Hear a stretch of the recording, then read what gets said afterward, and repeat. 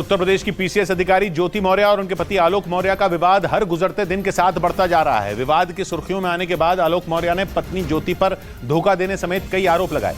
यहां तक कि उन्होंने यह भी दावा किया कि ज्योति मौर्य को उन्होंने ही पढ़ा लिखाकर पीसीएस अधिकारी बनाया।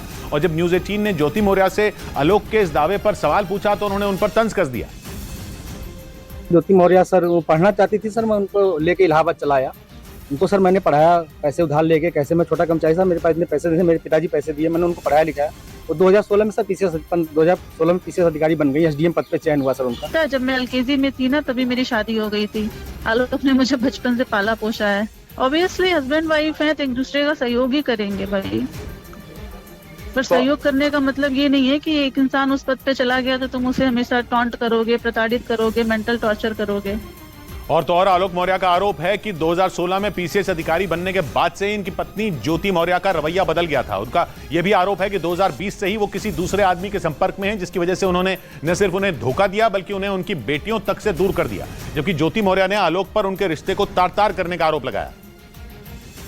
एक मनीष दुबे सर कमांडेंट, उन्हीं के साथ उनका अवैध संबंध है। मैंने सर उनको 22 फरवरी को रंगे हाथ अपने आवास को पकड़ लिया था। से मतलब नहीं है, बट आलोक ने जिस तरह से हमारे 12 साल के रिश्ते को पब्लिकली तार-तार किया है। देखिए कितना भी रिश्ता खराब हो जाता है, इंसान अलग होने के लिए लीगली मैं तो प्रोसेस कर रही थी, बट उन्होंने छोड़िए, कोई बात नहीं, और पर्सनल है, जाने दीजिए। और आलोक मौर्य के मुताबिक शादी के बाद ज्योति मौर्य आगे पढ़ना चाहती थी, जिसके बाद उन्होंने तंगी के बावजूद उन्हें पढ़ाने लिखाने में कोई कसर नहीं छोड़ी। लेकिन आरोप है कि पीसीएस अधिकारी बनने के बाद उन्होंने न सिर्फ उन्हें ठोकर मार दी बल्कि उन पर दहेज प्रताड़ना का आरोप भी लगा दिया। हालांकि न्यूज 18 से बातचीत के दौरान ज्योति मौर्य ने इस पर कुछ भी कहने से इनकार कर दिया। उन्होंने अपने बाइट में भी कहा कि आज मैं जो सफल हुई हूँ और उसका श्रेय मेरे पति आलोक कुमार मौर्य और मेरे ससुर राम मुरारी मौर्य का है। लेकिन सर आज परिस्थिति ऐसा बन गई कि वही ससुर और वही पति राम मुरारी मौर्य दहेज उत्पीड़न का मामला सर झेल रहे हैं सर हम। और सर यहाँ तक कि मेरी पत्नी सर मेरी जान लेना चाहती हैं। मुझे सिर्फ फोन करके कही है कि ये जांच सब रुकवा दो, नहीं तो तुम्हारी जान चली जाएगी सर। पर्सनल मैटर बताया मैंने, मेरा मैट्रिमोनियल केस ऑलरेडी आलोक के ये सब कहने से पहले से ही मेरा मैट्रिमोनियल केस चल रहा है कोर्ट में।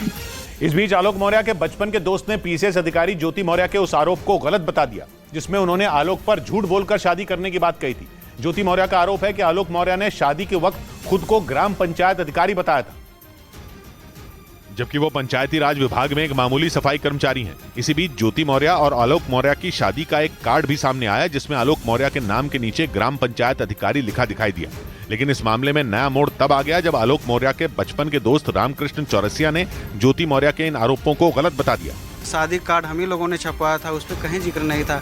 इसी तरह गाँव के कुछ लोगों ने भी ज्योति मौर्य के लगाए आरोपों को सिरे से खारिज कर दिया। हमारे गांव में ऐसा कोई कार्ड नहीं बटा जिसमें ग्राम विकास अधिकारी लिखा हो। लोगों का कहना है कि ज्योति मौर्य के इस फैसले से आलोक और उनके परिवार के साथ पूरा गांव दुखी है। उधर पीसीएस अधिकारी ज्योति मौर्य और उनके पति आलोक मौर्य के बीच चल रहे विवाद पर बात करते करते आलोक मौर्य के पिता फूट फूट कर रोने लगे। पिछले 2 हफ्तों से ज्योति मौर्य और उनके पति के बीच चल रहा घमासान सुर्खियों में, क्योंकि आलोक मौर्य का आरोप है कि पीसीएस अधिकारी बनते ही ज्योति मौर्य ने उनसे सारे रिश्ते तोड़ लिए। इस बीच न्यूज 18 की टीम उत्तर प्रदेश के आजमगढ़ जिले में मौजूद आलोक मौर्य के गांव बचवल पहुंची, जहां आलोक मौर्य के घर में उनके पिता राम मुरारी मौर्य मौजूद थे। लेकिन जैसे ही ज्योति मौर्य और आलोक मौर्य से जुड़े विवाद का जिक्र हुआ वो फूट फूट कर रोने लगे।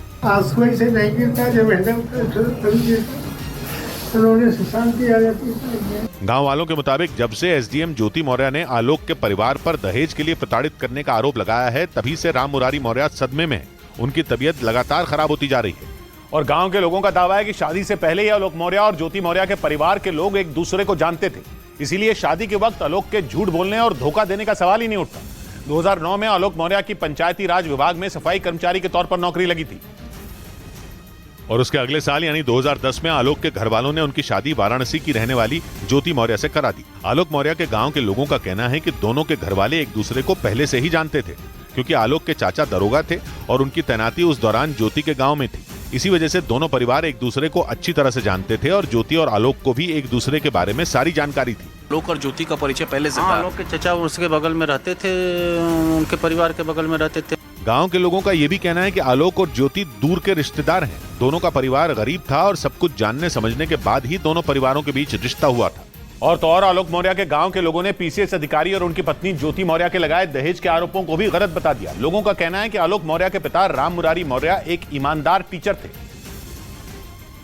और उन्होंने न तो शादी के वक्त कोई दहेज की डिमांड की थी और न ही शादी के बाद। आलोक मौर्य के गांव के लोगों के मुताबिक ज्योति मौर्य को पीसीएस अधिकारी बनाने के लिए उनके परिवार ने पूरी ताकत लगा दी थी। लेकिन जब एसडीएम बनने के बाद ज्योति मौर्य ने परिवार पर दहेज मांगने का आरोप लगाया तो पूरा परिवार हैरान रह गया।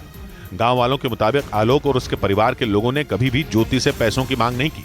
एसडीएम बनने के बाद कोई डिमांड करता है 10 लाख या 25 लाख की कोई बात ही नहीं थी। गांव के लोगों की यह भी दलील है कि अगर आलोक को दहेज मांगना होता तो वो शादी के वक्त ही मांग लेते। इसीलिए शादी के 13 साल बाद दहेज के लिए प्रताड़ित करने का ज्योति मौर्य का आरोप बेबुनियाद है।